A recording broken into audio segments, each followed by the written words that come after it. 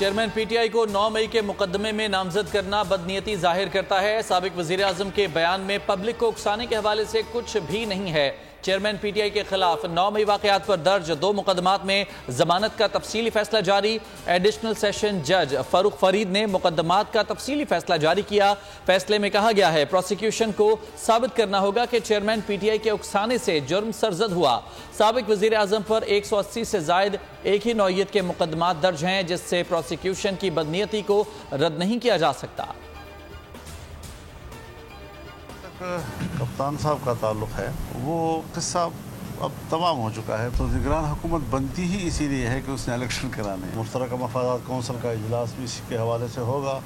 अगर उसने हतमी करार दे दिया और गजट हो गया तो फिर तो इसी की बुनियाद पर हल्काबंदियाँ होंगी। हमने तो अपने वक्त पे छोड़ देना है और असम्बली तहरीर हो जाएगी। सरदस्त तो हमारा उसूली फैसला जो पार्टी का है वो यही है कि हम हर हल्के पे कैंडिडेट लाएंगे। चेयरमैन पीटीआई की सियासत खत्म हो गई है, इलेक्शन करीब नजर आ रहे हैं। मौलाना फजलुर रहमान की कराची में गुफ्तगू, कहते हैं निगरान हुकूमत को सोचना है कि इलेक्शन कब और कैसे कराने हैं। मगरबी कुव्वतें चीन की सरमायाकारी रोकने के लिए ब्लैकमेल कर रही हैं। आलमी सतह पर पाकिस्तान को ब्लैकमेल किया जा रहा है। IMF ने फ्रंटमैन का किरदार अदा किया। मजीद कहा नवाज शरीफ ने वतन वापसी का फैसला खुद करना है, जब वो आएंगे आवाम वेलकम करेंगे।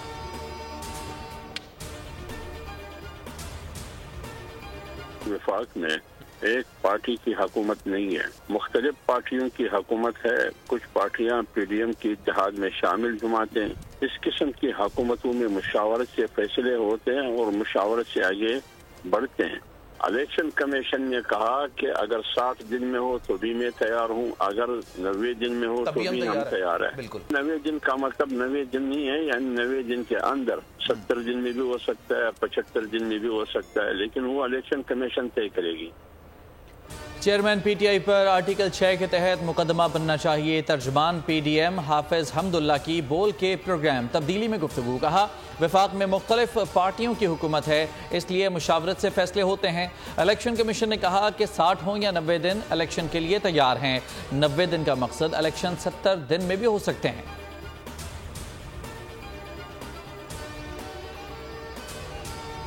ANP के जलसे में शिरकत क्यों की? इलेक्शन कमीशन ने खैबर पख्तूनख्वा के निगरान वजीर ट्रांसपोर्ट शाहिद खट्टर को ओहदे से हटा दिया।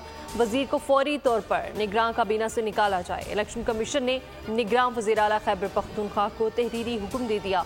एलामिया में कहा गया है कि निगरान हुकूमत के किसी ओहदेदार को इंतखाबी मुहिम में हिस्सा लेने की इजाज़त नहीं।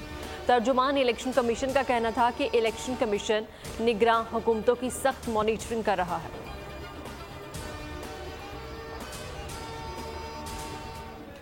सिंध का निगरान वजीर आला कौन होगा? बोल ने नाम हासिल कर लिया।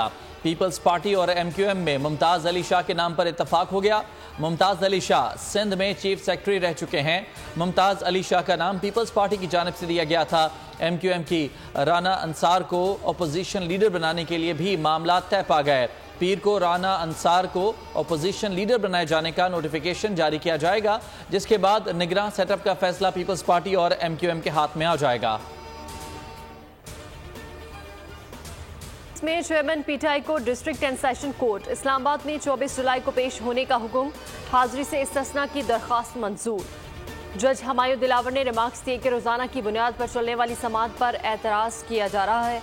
इस्तिस्ना की दरख्वास्तें हमेशा मंजूर की, लेकिन एक बार भी पेश नहीं हुए। अदालत ने वकील ख्वाजा हारिस की इल्तिवा की दरख्वास्त मंजूर करते हुए समाअत पीर तक मुलतवी कर दी। मनी लॉन्ड्रिंग केस में शामिल तफ्तीश न होने पर मोनसलाही इश्तिहारी करार। जुडिशल मजिस्ट्रेट ने FIA की दरखास्त मंजूर कर ली। FIA ने मोनसलाही के नाकाबिल जमानत वारंट के बावजूद पेश न होने पर इश्तिहारी करार देने की इस्तदा की थी। FIA के मुताबिक मोनस शनाख्ती कार्ड पर दर्ज एड्रेस पर मौजूद नहीं। मनी लॉन्ड्रिंग तहकीकात से जानबूझकर रूपोश हैं। का हक देने या ना देने का इख्तियार सिर्फ पार्लियामेंट को हासिल है। दूसरी अपील का हक दस्तयाब ना हो तो मुतल्लिका फोरम का फैसला हतमी तस्वुर होगा। आईनी अदालतें फैमिली केसेस के हकायक का जायजा नहीं ले सकती। जस्टिस आयशा मलिक ने 6 सफ़हात पर मुश्तमिल फैसला जारी कर दिया। फैसले में कहा गया कि हाई कोर्ट को यह हक हासिल नहीं कि वो साइलीन को दूसरी अपील का हक दे। फैमिली केसेस में हकायक का जायजा लेने के लिए हाई कोर्ट को दूसरी अपील का हक ना देने का मकसद कानूनी तनाज़ात को जल्द हल करना है। हाई कोर्ट्स फैमिली केसेस में हकायक का जायजा लेना शुरू कर दें तो इससे मुकदमात का सैलाब आमद आएगा। सुबह से रात हो गई, लाहौर के मुख्तलिफ इलाकों से पानी ना निकाला जा सका। गलियां और सड़कें पानी पानी हो गईं। निज़ाम जिंदगी मफलूज, शहरी बेयारो मददगार। जनरल और जना अस्पताल में पानी दाखिल होने से मरीजों और तिब्बी अमले को दुश्वारियां। लेस्को के 100 फीडर बंद होने से कई इलाके बिजली से महरूम हो गए। बाबू साबू इंटरचेंज के करीब बारिश के पानी में गिरकर लड़का जान बहक। महकमा मौसमियात के मुताबिक सबसे ज्यादा 205 मिलीमीटर बारिश एयरपोर्ट पर रिकॉर्ड की गई। हॉस्पिटल से नाक कान गले का ऑपरेशन थिएटर है, ये ऑपरेशन चल रहे हैं। 3 किस्म के मरीज हैं जो अभी बेहोश हैं और उनके ऑपरेशन चल रहे हैं। इस दौरान जनरेटर का तेल खत्म हो गया जनाब। नीचे जो वीआईपी ब्लॉक है ना उसका जनरेटर चल रहा है, लेकिन ऑपरेशन थिएटर्स के जो है ना वो जनरेटर बंद हो गए। ये इस मुल्क के अशराफिया का हाल है कि गरीब मरीजों के लिए तो इनके पास तेल नहीं है, लेकिन वीआईपीज के जनरेटर की आवाज आपको इस वीडियो में भी आ रही होगी, उनके सारा कुछ चल रहा है। लाहौर के सर्विसेज अस्पताल में ऑपरेशन के दौरान जनरेटर का डीजल खत्म हो गया। मरीज तकरीबन 1 घंटा बगैर बिजली बंद मशीनों के बेयारो मददगार पड़े रहे। ऑपरेशन करने वाले डॉक्टर का कहना है कि अशराफिया के लिए तो जनरेटर की सहूलत मौजूद है, लेकिन आम गरीब मरीजों के लिए 5 लीटर तेल भी दस्तयाब नहीं है। घर में बारिशों की तबाहकारियां। खैबर पख्तूनख्वा में 4 अमवात। मानसहरा में बारिशों से 3 कच्चे घरों की दीवारें गिर गईं। खातून और 2 बच्चों की जान चली गई।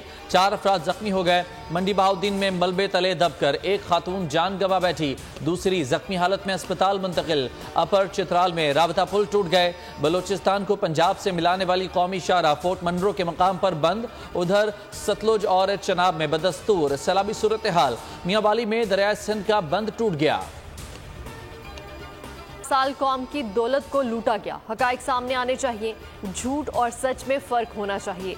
इलेक्शन में जो फैसला आवाम करेंगे उसे तस्लीम करेंगे। वज़ीर-ए-आज़म शहबाज शरीफ का शरकपुर में तरक्याती मंसूबों के संग बुनियाद की तकरीब से खिताब।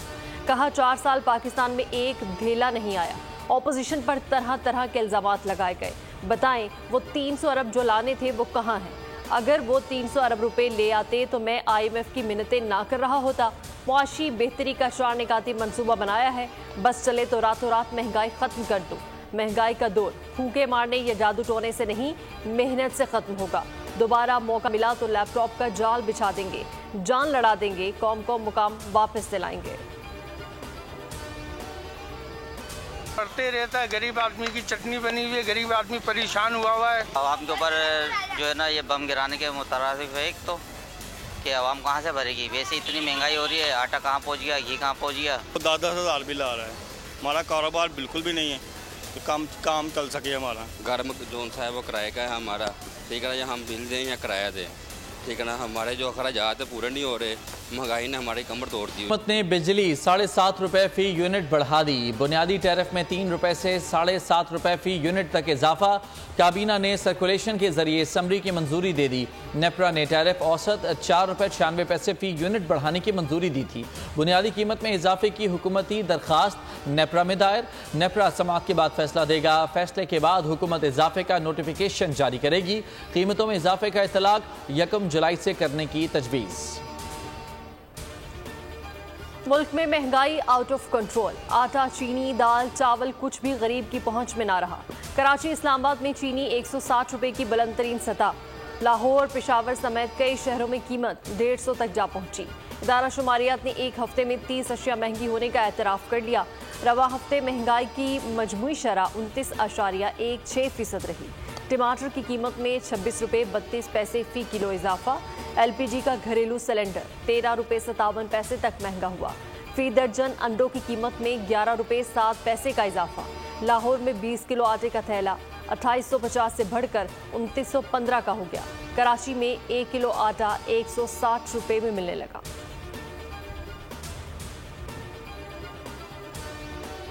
डीलर्स की मार्जिन हड़ताल पर वजीर ममलिकत मुसद्दिक मलिक का बड़ा ऐलान। मार्जिन में इजाफे को मुलाजमीन की तनख्वाहों और औकात कार से मशरूत कर दिया। वजारत पेट्रोलियम की टीम का देही और शहरी इलाकों में पेट्रोल पंप्स का दौरा। पीर तक 2000 पेट्रोल पंप्स का डाटा इकट्ठा करने का फैसला। पीर को डीलर्स के मार्जिन के हवाले से हतमी रिपोर्ट जारी की जाएगी। रिपोर्ट में मुलाजमीन की तिब्बी सहूलियात, तनख्वाह और काम के औकात कार को तहफ़्फ़ुज़ फराहम किया जाएगा। मुसद्दिक मलिक का कहना था कि पेट्रोलियम डीलर्स को मार्जिन में इजाफा चाहिए तो शराइत पर अमल करना होगा। जितनी बड़ी पैसे यहाँ से इश्तिहार जो चल रहा है गूगल के ऊपर, यूट्यूब पे, इसके ऊपर पाकिस्तानी ऑडियंस में इंटरेस्टेड लोग चला रहे हैं ना, उसका कितना % हमें मिल रहा है? और क्या हमने ऐसी पॉलिसीज रखी है कि गूगल मजबूर हो यहाँ पे ऑफिस खोलने में? हमें उनकी मिन्नत समाजत नहीं करनी, अपनी पॉलिसी सही करनी है, वो खुद ब खुद आना हो। इंडस्ट्री मुल्क की तरक्की की सीढ़ी है। स्पेशल इन्वेस्टमेंट फैसिलिटेशन काउंसिल का क़याम और IT पर फोकस इंतहाई समझदारी का फैसला है। IT सेक्टर 3 साल में बरामदात में $50 अरब का इजाफा कर सकता है। बोल के को चेयरमैन शुएब शेख ने फॉर्मूला बता दिया। कहा बड़ी कंपनीज मौजूद हैं, सिर्फ पॉलिसीज बनाने की ज़रूरत है। IT सिर्फ सॉफ्टवेयर बेचने का नाम नहीं, रिवायती बिजनेस को IT के जरिए फ़रोग दें तो $30 अरब आ सकते हैं। बताया कि 2014 में पाकिस्तान की टोटल IT एक्सपोर्ट्स में 82% हिस्सा एग्जैक्ट का था।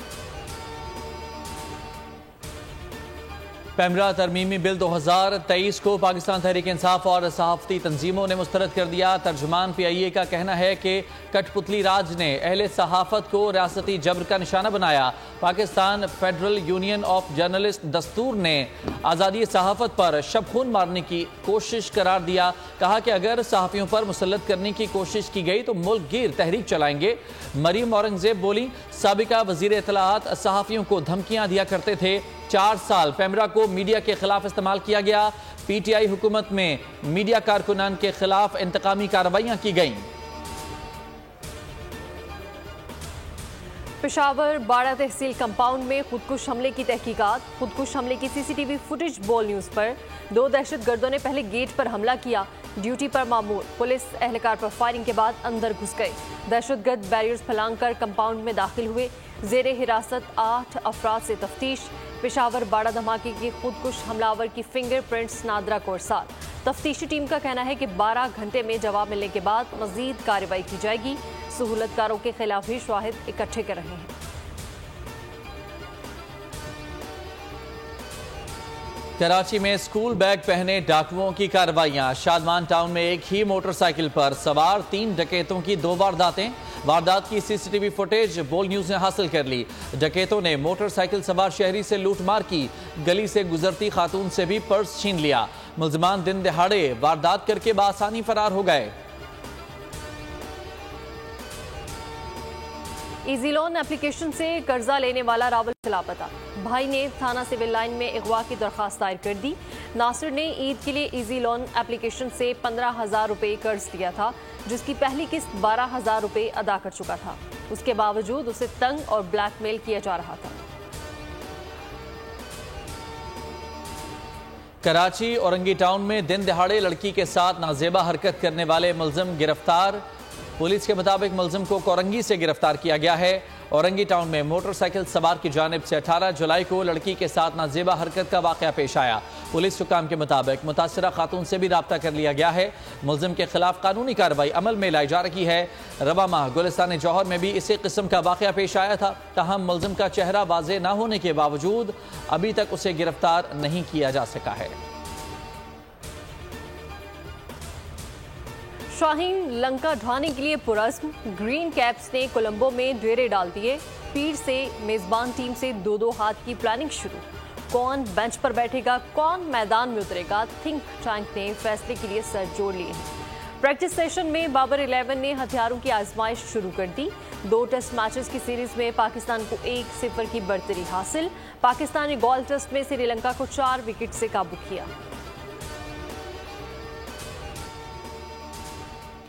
छोटे शाहीनों का बड़ा इम्तिहान। इमर्जिंग एशिया कप की फतह का प्लान। पाकिस्तान और भारत आज कोलंबो में मद्दे मुकाबल। ग्रीन शर्ट्स ने परवाज की तैयारी पकड़ ली। बाबर आजम ने जीत के टिप्स दिए। भारतीय टीम ने भी मुकाबले की तैयारी कर ली।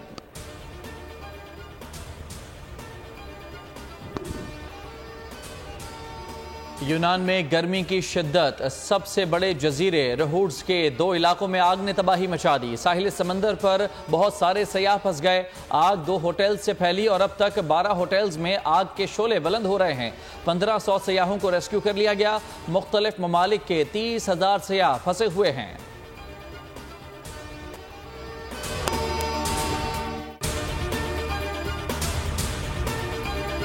पाकिस्तान की आईटी इंडस्ट्री जो है वो पाकिस्तान की एक्सपोर्ट में एडिशनल इजाफा कर सकती है अगले 3 सालों के अंदर, क्योंकि आईटी और बाकी जो 3 सेक्टर्स हैं उन 3 सेक्टरों में आईटी में फर्क है। वो ये है कि ये शॉर्ट टर्म में आपको गेन दे सकती है जो पाकिस्तान की नीड है इस वक्त। आईटी को तो पहले भी, इससे पहले वाली हुकूमतें और इससे पहले भी लोग डिफाइन करते आए कि जी यार आईटी से बहुत चेंज आ जाएगा। क्या वो इम्पैक्ट हुआ आईटी इंडस्ट्री के ऊपर जो हम समझते थे और चाहते थे? पाकिस्तान की आईटी एक्सपोर्ट्स इतनी हो जाएंगी कि पाकिस्तान के सारे मसले मसाइल खत्म हो जाएंगे? वो तो नहीं हुआ। आपकी जो पॉलिसीज हैं वो कॉन्फ्लिक्ट हो रहा है। क्या हमने ऐसी पॉलिसीज रखी हुई कि गूगल मजबूर हो यहाँ पे ऑफिस खोलने में? पॉलिसीज के तहत करना होगा। वो 2 से 3 महीने 4 महीने में खुद ब खुद ऑफिस स्टार्ट करेंगे। जो आपके मुल्क का आईटी का एंटरप्रेन्योर है, $100 मिलियन तो वो बाहरी अकाउंट रोक लेता है। आप उसको मोटिवेट करके उसको पर फोकस करें, उस पर इंसेंटिव करें, वो आपको 100 आएगा तो आपका 5 टाइम्स इंक्रीज हो जाएगी फौरन। टेक्सटाइल में हम क्या करते हैं, हम उठाते हैं बाहर के किसी ब्रांड के लिए टी-शर्ट यहाँ बनाते हैं, उसको दे देते हैं। लेकिन अब आईटी के बाद अगर आप अपना ब्रांड बना के लोगो वहां पे बेचेंगे, चाहे B2B बेचें चाहे B2C बेचें, पॉसिबल है। पाकिस्तान की जो एक्सपोर्ट में ये $30 अरब से ज्यादा का इजाफा इससे हो जाना खाली यार। गवर्नमेंट के फंडों से इदारे बनाकर और उनके थ्रू कोई रेवोल्यूशन आ जाएगा, सवाल ही नहीं है। तो आपने इंतखाब सही कर लिया है, अब आगे चीज सही करनी है। बस आप सही डायरेक्शन में सही चीज होगी इंशाल्लाह। मैं समझता हूँ $50 अरब तक की आईटी एक्सपोर्ट में कंट्रीब्यूट कर सकता है पाकिस्तान। सब्सक्राइब करें और बेल दबाएं ताकि कोई खबर रह न जाए।